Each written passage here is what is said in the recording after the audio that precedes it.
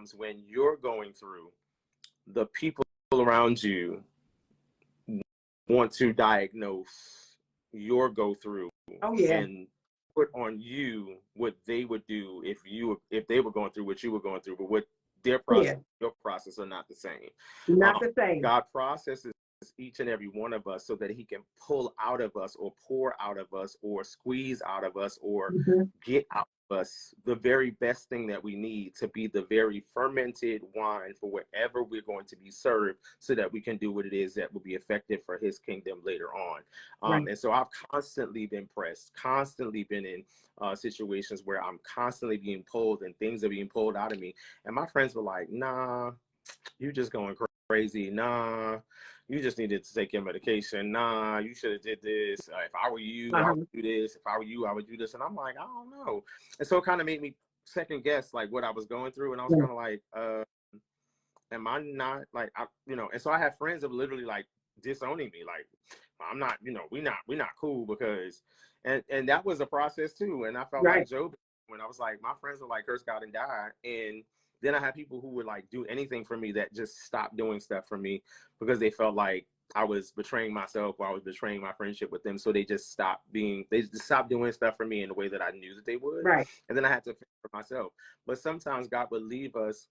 It's almost like Jesus being in the garden and asking the disciples to pray with him and they went to sleep. Some situations you must go through by yourself. And the people that are asleep or the people that are removing themselves from the journey are removing themselves because they're not supposed to be on the journey with you, because the journey is your journey. So you believe that you want them to be with you because you want them to be your homies and you want them to help you. But God is saying, if I let your homies help you, then you'll never stand on the word that I did it for you. You'll always stand on the fact that your homies were there for you. So he isolated me in such a way that I went through some stuff by myself with a whole bunch of people around me, but then they were started to scatter. And God was like, no, you're going to see it because I'm going to put you in this first way. You have to recognize that I did it. Always. And so most of the time I'm always recognizing God did this.